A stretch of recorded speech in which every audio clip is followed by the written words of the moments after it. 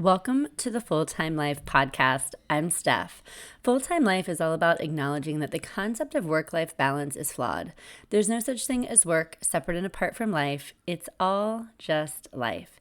And it's up to each of us to design our own full-time life balance. This podcast is dedicated to providing tools, resources, and conversations to encourage you to live your full-time life to the hilt. Welcome to the Full-Time Life podcast. I am joined today back in the Salt Room with Joel, the owner, founder of FloLo Holistic in Midtown Manhattan. And I met you originally probably 5 or 6 years ago as my acupuncturist. And since then, I have availed myself of all of the healing modalities that you have at FloLo. Like most of my close friends today I feel like have started in that same kind of path, have come through FloLo at some point, become patients or tried our services and then become close. And it's like really just like such a joy to know you and to like through all these years and everything we've been through. FloLo is my passion project of my life. I started this place almost 9 years ago now when I finished Chinese medicine school. It was a third career for me. So I've been through a number of different iterations and had decided to go back for Chinese medicine in my early 30s. And when I finished, I was looking for a place essentially to practice acupuncture. And the broker brought me to this location. And I walked up to this atrium, glass covered ceiling that we have upstairs. And it was immediately, there was just something that inside of me that just knew this is where I was going to end up and build my practice. And we had so much extra space here, including that atrium, that we decided at the beginning, I decided to just put every passion that I had into FloLo. And we opened a yoga studio right at the beginning. So we've been practicing yoga and meditation up in that atrium under the sky. It's my favorite. Nothing else compares to it. Nothing like it. And of course, flotation therapy has been a passion of mine for a couple of decades. So when I had all this extra space here, decided to open up sensory deprivation flotation in the center.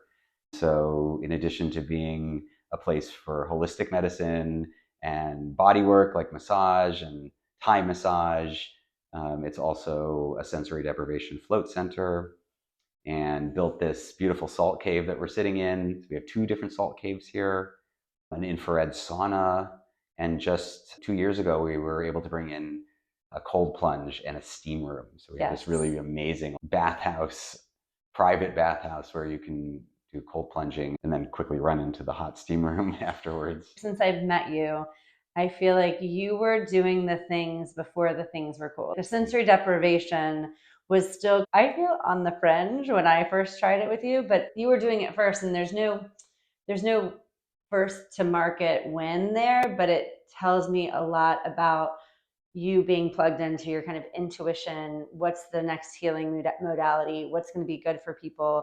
And it's why I gravitate to this space, because I'm like, what's Joel into? Because that's the next wave of healing at the end of the day. It's not just the trend, it's what's the next wave of how we go to places to get our self-care needs met and our healing needs met. And literally every time I come, there's some new addition, and it's really exciting because you're plugged into something that feels like a couple of steps ahead of where people are going. I really appreciate you saying that. And I think for me, it's always been a kind of approach that I've taken with my patients too, which is just let's brainstorm about what might work, what you've been doing and what you might have been missing, different ideas, different ways of healing.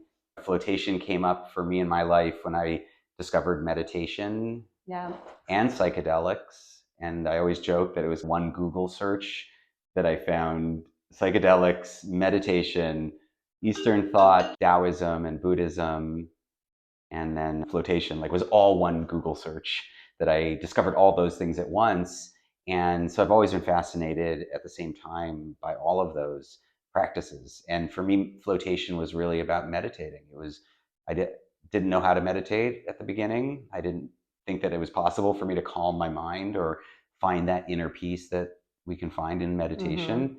And what people said about flotation, and they still say today, is like automatic meditation. You don't have to know anything about how to meditate. You don't have to try and calm your mind. It will calm itself once you take away all of the sensory input, all of the stimulation that we're getting all the time from light and sound.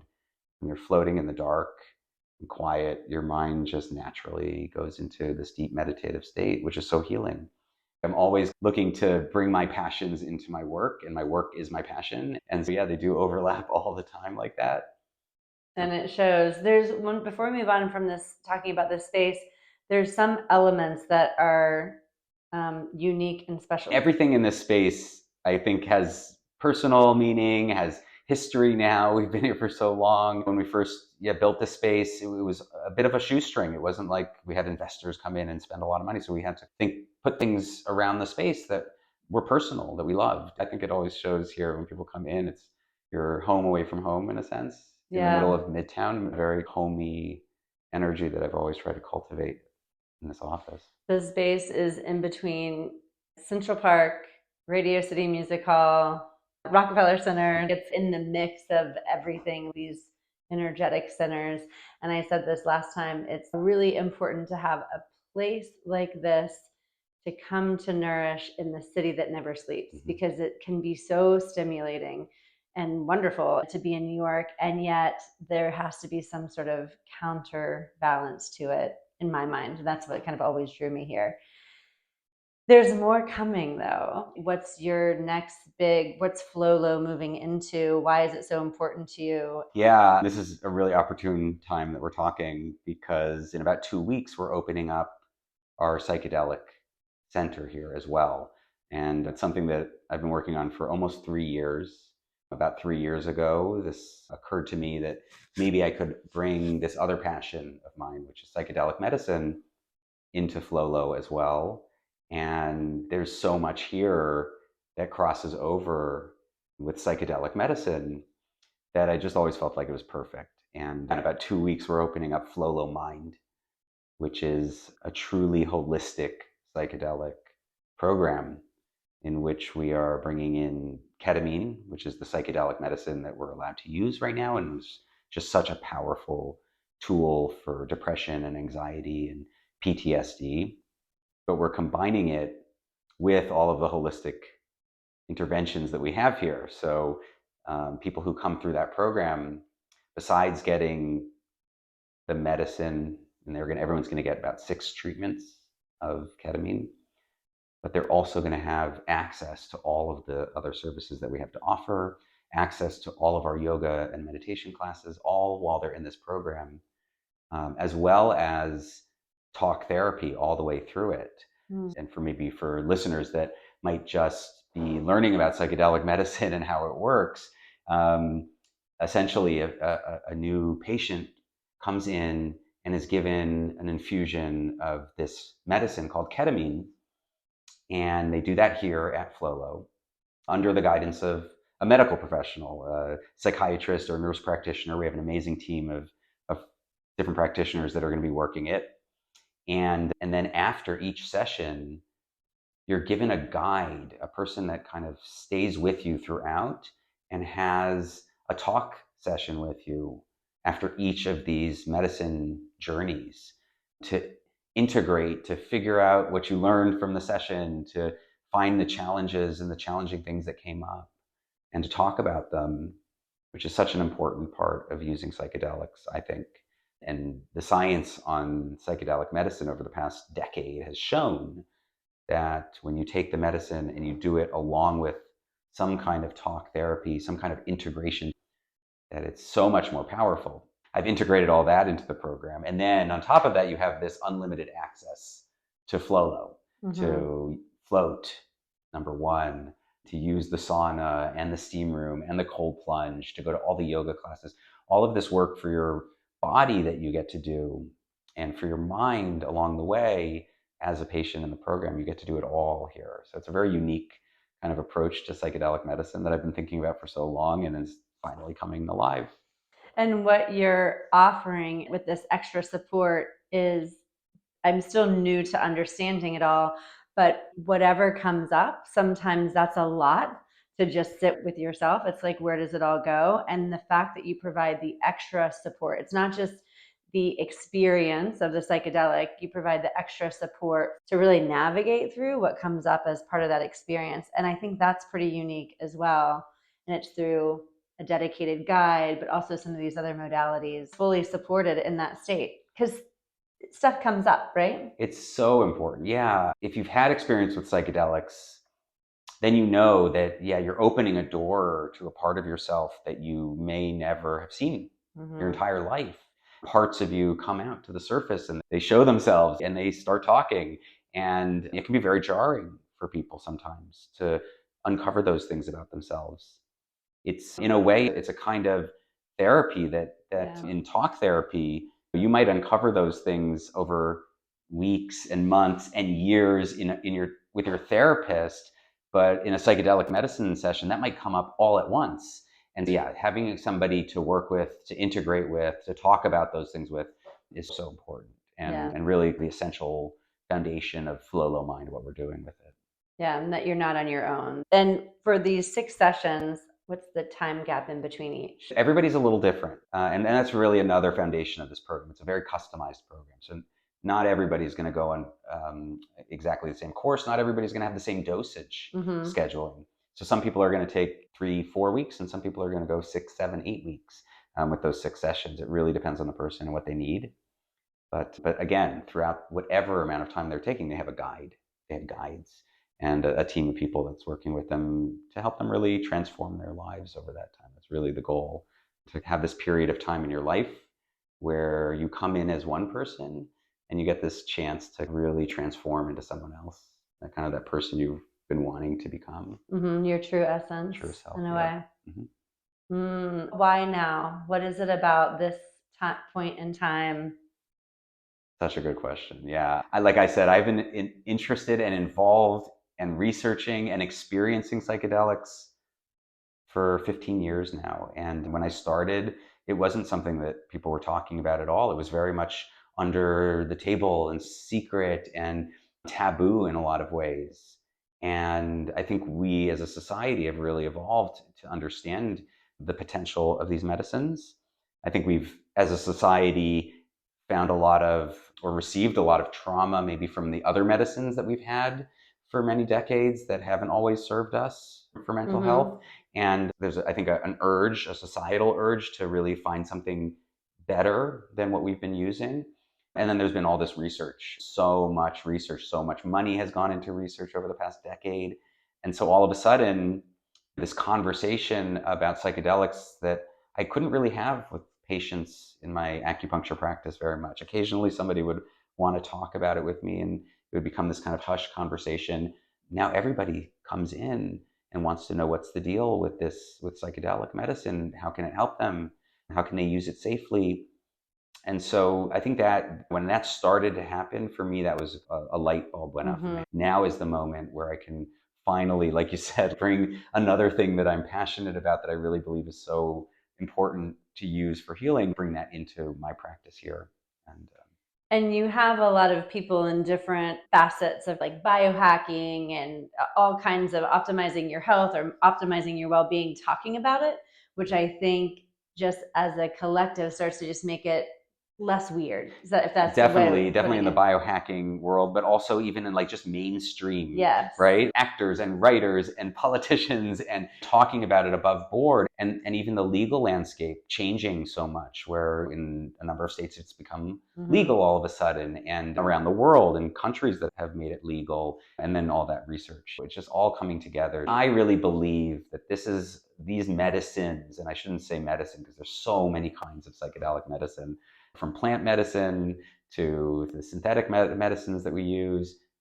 These medicines are absolutely essential for the human race. In the place that we're at, we're in so many ways, we're crumbling, we're falling apart in a lot of ways, we're disconnected from each other, and there's so much anger, and then there's so much inner strife that's going on. Depression is rampant, anxiety, and the kinds of mental health issues that we've had since COVID.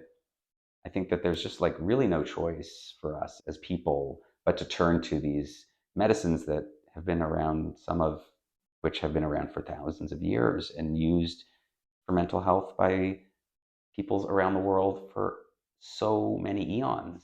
I haven't experienced it, but I have experience in like inner child shadow work, not related to any sort of microdosing or psychedelics, where you can go in, excavate a little bit, things come to the surface, you work on releasing it.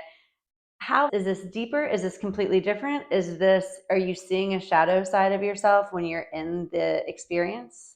I think that's a really good point and something we've talked about. There are different kinds of approaches in the psychotherapy world that are talking about our inner child, our shadow, our parts. Internal family systems is this approach to therapy that talks about all that we're made up of so many different parts, almost like different people that live inside of us. Yes. And what I'm finding is that with the emergence of psychedelic medicine, I'm finding that the therapists who work with those kinds of approaches see these synergies, because when you take psychedelics, you very much get in touch with those inner parts. That inner child can actually speak to you. You can hear them. You can visualize these parts. And so I think those approaches to therapy on their own are so valuable, but when you combine them with psychedelics, It turns it's the magic. dial up. Yeah. Hearing you talk about it and going from how you started FloLo, it never came from a place of, oh, people are really into this. I think I could make money off of this. It sounds like everything that you've brought to life as part of FloLo has been, you've been impacted from a personal level.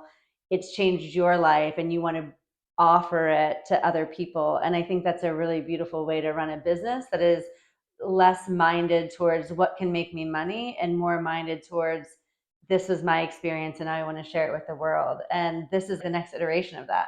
For sure. In a way, becoming a Chinese medicine practitioner was after many years of being an entrepreneur. I've been an entrepreneur running my own businesses since I was 19 years old. And I think there was a point where something clicked in my mind and I was feeling like there's no meaning for me in just trying to earn another buck. And that moment for me, which was a good 15 years ago also, was this kind of shift in my own thinking that felt like that the work that I was going to do had to be something that came from my heart, that was meaningful to me, that was work I was doing with my own self. And yeah, this has been a journey. FloLo has been a journey of me personally, as much as it is a place for healing other people. And I've learned so much wisdom by just working here in this little office over these years. I can't even imagine who I'd be without FloLo, honestly. So yeah, I agree. You created the space that you needed. It's very true. And I didn't know at the time. It was an impulse to build this. And it wasn't something, even after being in business for so long, it wasn't something that I mapped out carefully and made business plans. And I didn't do a lot of that work. I just felt it. And yeah, and those impulses turned out to be intuitions, I think, for what I needed for myself personally to go down, what journey I needed to go through. Are there certain spaces and some of what you offer where you tap into that intuition stronger than others, or it just varies? I think when I'm working with my patients, and it's where I really see it, because something that they teach you in medical school to be very careful of is to keep yourself out of the treatment. And of course, that's like very important advice. You can't have that crossover too much. But I find that there is a place for bringing all of your experience into the treatment, bringing all of your inner wisdom that you've learned. And I've just been very fortunate of having done a lot of different things before I did the medicine that I give people, that I'm able to connect, I think, with a lot of different people in different ways. So sometimes I have a business executive that comes in and the kinds of challenges they're dealing with, and I'm like, I understand you. I've been there myself. I've been in the corporate world. I've also have a family and I have raised two children, and dealing with people and the kinds of issues that come up with people's families, like that comes into play all the time. And then, of course, my own health challenges and my own issues that I've worked through, and my own issues with addiction that I've overcome when I'm dealing with people that are working with addiction or compulsion and things like that. All of it comes into my treatments. So I think that answers. Yeah, it does. The ideas and this intuition and your epiphanies are just in this, your interaction and connection with other people, that you don't necessarily even get your intuitions in a vacuum, that it's the interaction of other people moving through the space. Definitely. And when you're talking about intuition, and I think, I don't think that I particularly have the greatest intuitions. I think we all have this deep well of intuition and wisdom. And maybe this is tying back to psychedelic medicine. I think one of the things that I've learned from that medicine overall these years is opening up to that. I really believe that we are just the tip of an iceberg. Our conscious selves, our conscious lives are the tip of this iceberg. And when we can remove some of the barriers that we have to our inner world, when we can remove those veils and gates that we put up around our inner selves, then they just give us ideas and intuition. And when you get in touch with that and you can start to really trust it, then you can know that the stuff that's coming up from inside is meaningful, is wise, is valuable for you, and you can follow it. I think that we are all being given good ideas and intuition from our inside a lot of the times, but we don't trust what's coming up from inside. We're too afraid, or we don't really understand where it's coming from, so we miss it a lot of the time. Yeah. And even in some of my acupuncture, we start with a conversation and sometimes we feed off of each other. And the idea pings, even for me, are like, oh, you said this and I was thinking that. And when you're with people that are in the same energetic space, you can feed off of each other. Totally. I mean, I love our conversations, and I really feel like a lot of what I've learned has been from these types of conversations with my patients and clients that come in, wander into FloLo. I always feel like it's really like finding a gem in the ocean when somebody comes in and I can have a conversation on those levels with them, because that's where I learn and grow. It's all from that. You talk about trust and like trusting what's coming up and through you, but once you have this idea, so let's just say add a cold plunge. We'll start with that because psychedelics is the next layer of that. But how do you trust that if I build it, they will come? Such a good question, because when I put the cold plunge in, honestly, I hadn't done much cold plunging myself. I was very interested in hot cold many years ago. And there was a theory, and I think it's a very true theory, that when you go into the cold, you actually bring your heart rate down. When you go back into the heat, your heart rate goes back up again. And so going back and forth between hot and cold has this effect on your heart where it goes up and down. Heart rate goes up, heart rate goes down. And what this does is it increases heart rate variability, meaning that your heart is able to go up and down a lot. The heart rate is able to fluctuate. Turns out that people who are suffering from severe illness, like late stage cancer patients, if they start to run or to try and exert themselves, their heart rate doesn't really go up much. And then they rest, it doesn't really go down much. It just stays flatlined. And so this was a theory from a long time ago that in my 20s that I had heard about. And I used to go in the shower and I would put the shower on freezing cold and I would time it for a minute. And then I would turn it back to hot and I'd time it for another 30 seconds. And I'd go back to the cold, back up to the hot. Sometimes I'd wear like a heart rate monitor to watch it. Wow. And it felt so amazing. Like you come after you do that for 5-10 minutes in the shower, just that by itself, you come out and you just feel so alive. And I would, you'd have a cold and you go in the shower and you do that when you have a cold, come out and the cold's gone. Like it was just really weird. And so I did that for a while and then I forgot about it. And then everyone started talking about cold plunging and the same sort of thing. And I learned about Wim Hof, and he has a breathing technique that helps you stay in the cold for a lot longer. And so Wim Hof combined with cold plunging has just completely changed everything for me. And so, yeah, that was, again, like an intuition was like, everybody's talking about this. I got to try it. Here's a room I have. Let's put it there. And like you said, if we build it, they'll come. Turns out it's like the most popular thing all of a sudden at FloLo, that we have a membership program where people literally come every day, like a lot more plunging than I'm doing myself. People come here every single day, like religiously, and do their plunge and will tell me like how this has changed their entire lives. That's awesome.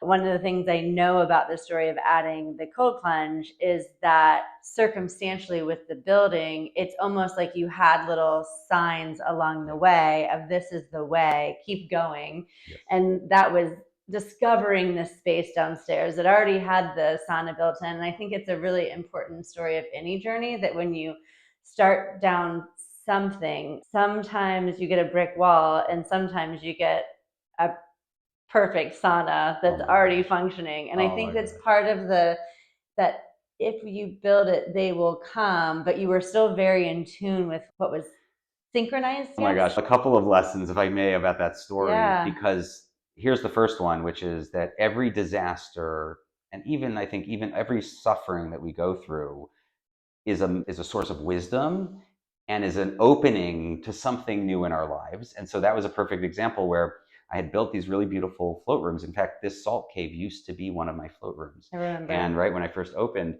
and had some major issues with them over the years. And we're on the 5th floor here of the building. And so we had to take them out. And there was this moment of, I don't know if we're going to make it without the floats here. And we took these beautiful rooms out.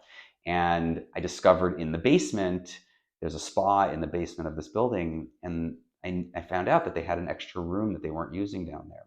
So I went down there, and the owner of the spa is showing me around. I'm like, oh, this room is a bit tight, but maybe we'll figure out how to put the floats in here, 2 float rooms. It took over a year to figure out and design and get the equipment and build those float rooms. When he showed me that space, and it turns out, this is the message to that story, it turns out that the new float rooms that we built are so much more elevated than the original rooms that I had. For the sure. equipment is so much better. One of the rooms is this beautiful open air pool that I could never have put up here, which is so unique. There's nothing like it in New York. And it's just, it's subterranean, so it's under the ground, so it's super quiet, unlike up here where it wasn't perfectly quiet when we first super started. grounded. And grounded. You have this sense of cocoons, the sense of being under the ground. So much better than we originally had. So from this disaster where I thought I was going to lose the whole FloLo, to all of a sudden we have the most amazing float rooms in New York. And then when the owner of that spa was showing me around, I saw this room and it said women's locker room. And what's in there? And he's, oh, my staff keeps their jackets and stuff in there. And we just keep some like extra supplies. He's like, here, you want to see? And he opens the door, and yeah, it's just this like room with like staff stuff and supplies and broken equipment. And I look around the corner and I see this glass door, and I open it up, and there's this beautiful steam room that someone had built like a decade earlier and no one was using. He didn't even use it for anything. He was just putting like toilet paper. It was like stacked up in there. It wasn't anything that he had a use for. And this was big space, and I'm like, with showers and a bathroom, it was like perfectly set up as like a bathhouse. Yes. I'm like, can I take this also? He's, yeah, sure. Cleans it all out, takes all his things out. I renovate the steam room.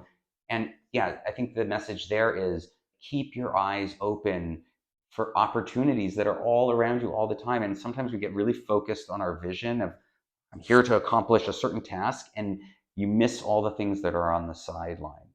And at the same time, don't get distracted from your vision and make sure to accomplish what you want to accomplish. But yeah, the opportunities to grow what you're working on, to grow yourself, are literally all around you all the time. And it's our own self, it's our own veils, going back to that again, our own fear a lot of time that holds us back from these things. And yeah, so I grabbed that room without even thinking very much. And then I had all this extra space because it's a big room. I had that steam room, but what was I going to do with this extra space? And then cold plunge came up on my radar, and it was like, oh, cold plunge, cold hot.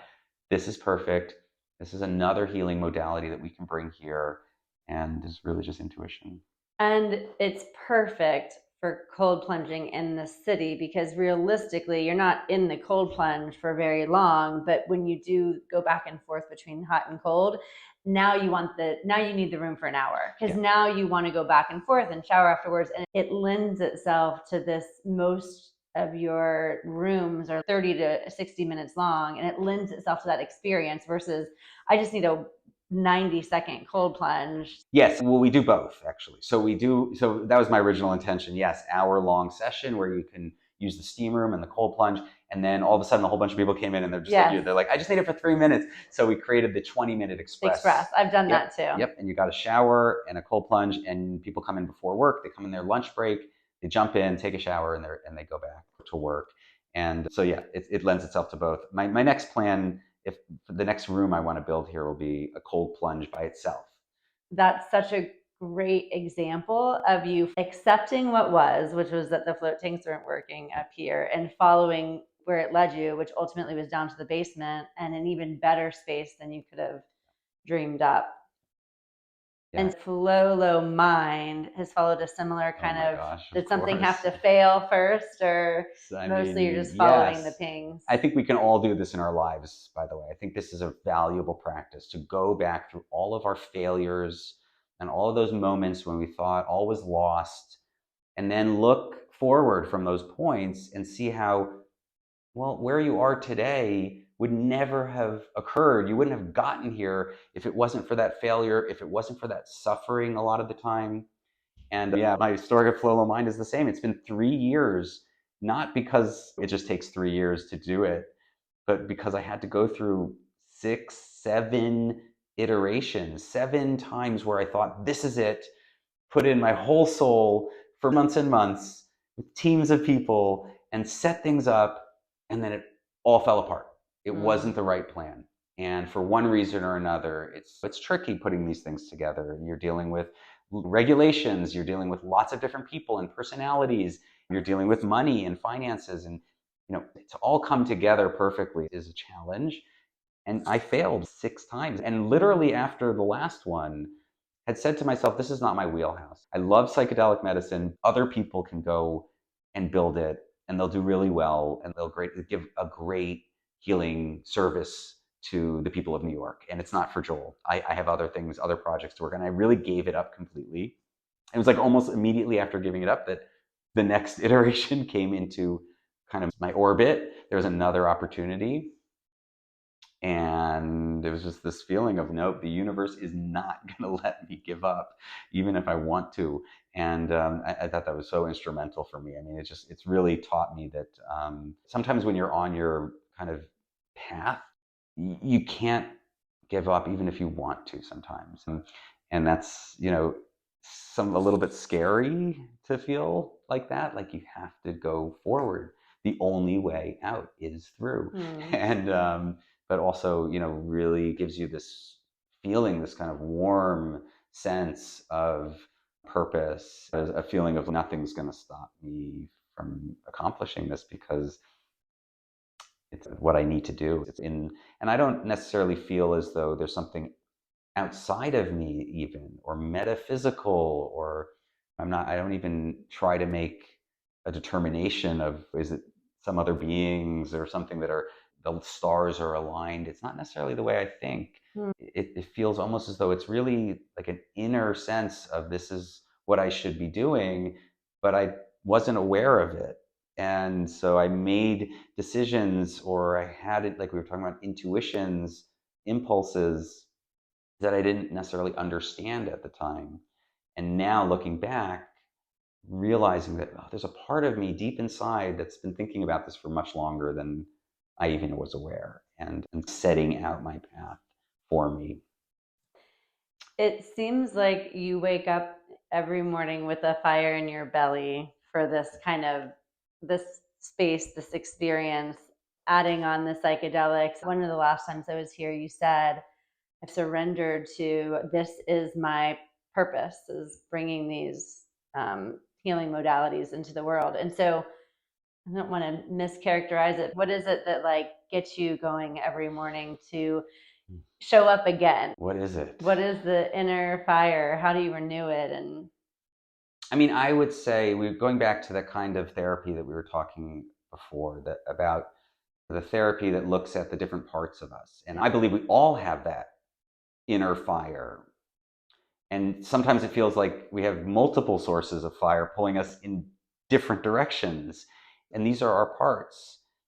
And maybe I would say that the times in my own life, or the times in our life where we don't feel as driven, it's not that it's not there, or there isn't a very strong desire or voice for that drive, but it's that it's been veiled, it's been shut down. Sometimes we have parts of us that we don't want to talk to right now. We want to put them into a room and not even remember that they're part of us. yes. And if there's one thing to the work I've done with myself over the years, it's really been opening up to all of them. And even those parts, like you said, the shadow work, even those dark parts that are scary to hear from, to really open up with compassion to them. To, as sometimes I say, it's like bringing them all to a table.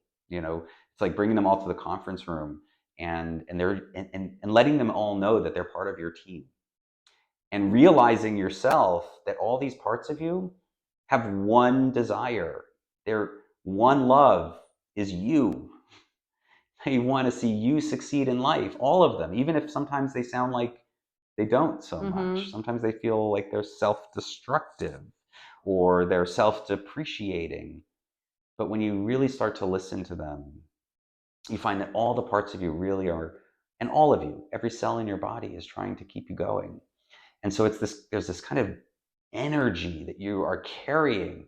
This isn't metaphysical again. This isn't even spiritual. This is reality. Our whole being is trying to survive and succeed and grow, like constantly, while you're awake, while you're asleep, while you're watching TV, while you're working. Like trillions of cells inside of you are working on this, and many of them are bacteria and other forms of life that are living here and contributing to the cause. And so it's really like opening up to all of those parts. And when you do that, like you just find that you have this immense energy and drive. And so yeah, I'm 48 years old now. I don't feel any older than 24. And there's a part of me that's 24 that I talk to a lot. And I obviously I live my life with a lot of holistic medicine around me. But I think that the thing that's given me the most vitality, the most energy, the ability to get up every morning, back on my feet and do it again, is opening up to those parts that have all that fire and drive. Really well said, and a really nice way to integrate that kind of internal family systems. I just have a personal question on the internal family systems and the parts work. Is parts work something you can get with a therapist that will walk you through the parts work? There's also the no bad parts, the original work. Is it something you can do on your own? That's a really good question. I've been fortunate in my life to have been able to go through a lot of psychotherapy. Speaking of this internal family systems work, which is there are a couple of different ways to access these parts. One of them is through a licensed therapist who's licensed in the internal family systems. There is a book, The No Bad Parts, and leads me to believe you could do some of it on your own. So what's the best way to access your parts? How do you access your parts? A really good question. And number one, I think the answer to your question is if somebody feels like they are struggling with mental health, they should seek someone to talk to, without a doubt. And I think we've gotten to a point in society that we all know that. It's normal. Yeah. And there's nothing to be ashamed of. And it's accessible to most people to be able to do that. At the same time, you're not always talking to a therapist, you're living life. And the ideas that we get from therapy and the ideas that we get from all of the people that have written about and have thought about psychology for so many decades, they're available to us. And so to me, psychology and philosophy are always intertwined. And in deeper ways, I think, than this conversation is going to go, right? But consciousness, who we are, the parts that make us up, and the world and our experience that we're having are all questions that are on my mind all the time. Yes, I've gone through many years of psychotherapy myself before I found IFS. When I came to IFS, for me, my kind of course of IFS treatment that I went through also for about a year and a half of treatment with IFS, with the therapist, was a little different maybe than everybody else's, because I came after so many years of like deep psychoanalysis that I had gone through. And so this was like a different conversation, I think, than if it's your first therapist that you go to, where it's a different kind of starting point. And so for me, it's become the way that I talk about who we are. And so I talk to everybody in the IFS terms a lot of times. And I find that I'm not a therapist and I don't do therapy work, but sometimes even just friends come to me and we talk about our issues. Yes. And I'll find myself like putting everything into this narrative of the parts. And I think that's something that we can do if we start to think about how we can sit down with a part that we didn't know was there and, in a way, take it out to coffee. Find out who they are, what's driving them, this part that's been making you anxious and that's been ringing this anxious bell. What is it that you're so anxious about? But not trying to just shut it down like we normally do with our parts, but with actual curiosity and compassion to talk to that part. What do they look like? What do they sound like? How old are they? And when the part feels your interest and feels like it's being heard for the first time, maybe ever, it feels this sudden relaxation. That part that's been nagging you with something it's afraid of, and you didn't know what it was, but you just felt anxious, all of a sudden relaxes a little bit. Oh, I'm being heard. I'm not just being heard, I'm being heard by Joel, Yeah. the Joel that I'm part of. And it feels really good as a part to be heard by you. And it relaxes, and suddenly a little bit of that anxiety goes away.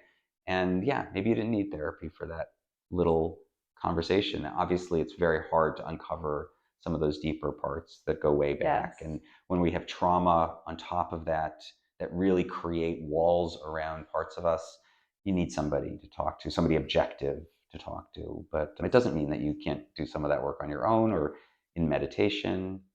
And I've accessed it through meditation. Yeah. And there's a meditation style that I'm doing now through a program called To Be Magnetic. And they have a lot of meditations that allow me to access those parts. And what I've learned about one of the biggest breakthroughs for me, and this is all more recent, is I like that part doesn't need to protect me anymore, but that idea of having coffee and having a conversation and what are you all about, it allows you to honor that part and maybe even say like, I don't need that protection anymore. And going back to how old is it? Because it's some remnant from the past. And so I've dabbled in it a little bit without, I have had therapy before. I don't think I've ever had a therapist that did IFS, but there are access points, yeah, through meditation and where you can access it. And it's can be fun. I think at first it was very scary of what am I going to find in there? But yeah, when you're taking them out for coffee, it's fun because tell me about yourself. What is this anxiety and where is it coming from? And the tying it back to even the work that you're doing and bringing the psychedelics, it's another access point to those parts. Totally. And psychedelics open that world up so much. And you do find that you like a lot of the parts. It's a surprise, but should it be a surprise? They're parts of you. And so yeah, you find that you like these parts that before you didn't want to hear about. But then you also find that they have an immense value.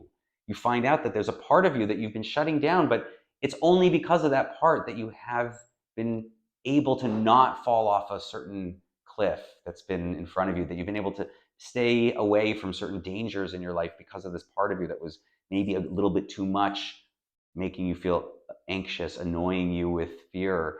And yeah, once that part like relaxes a little bit, maybe it doesn't ping you every day with the anxiety, but it knows that you're going to listen to it when you really need to. And then the magic, of course, becomes when that part meets another part that never met before, and they have coffee without you there. And we can talk about that next time. The layers and the levels of where this goes. Wow.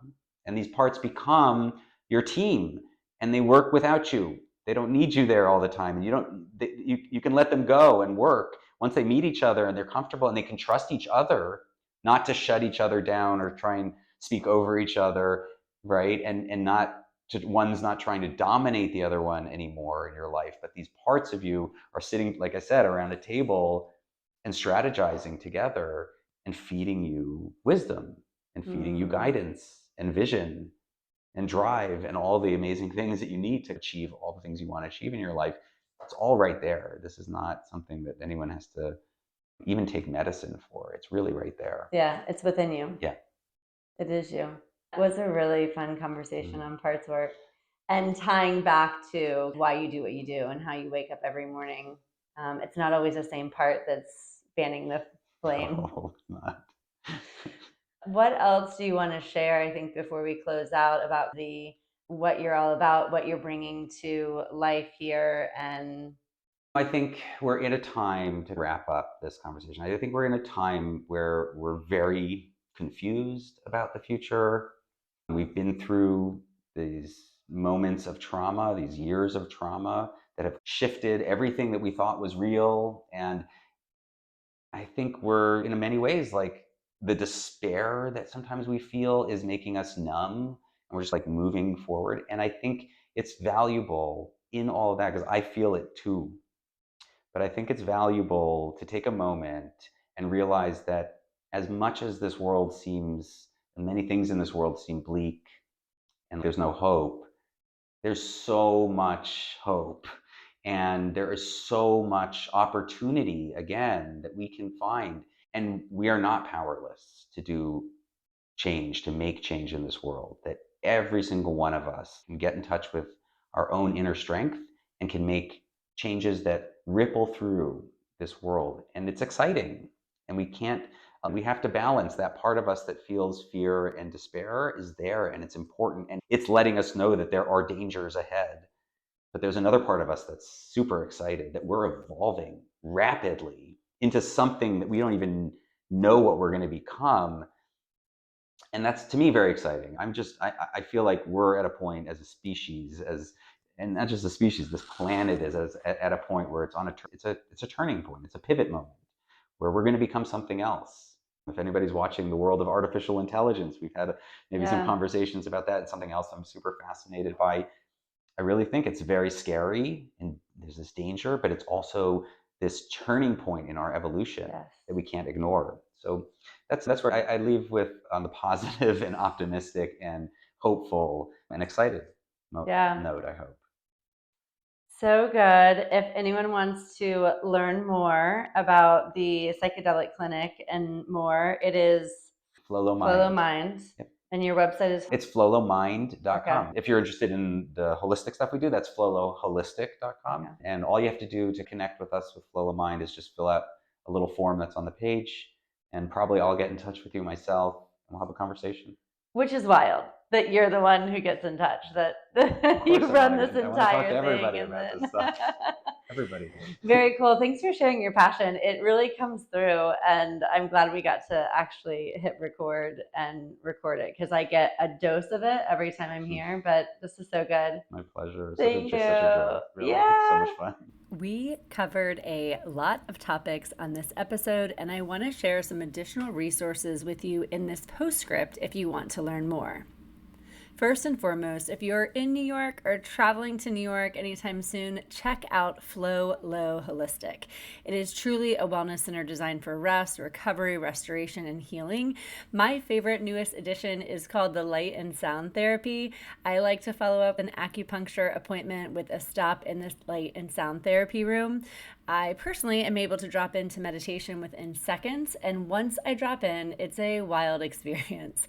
Sometimes I have a conversation with my higher self, sometimes I just get a brain break, and sometimes I get major epiphanies. It's delightful. It all is. Check it out.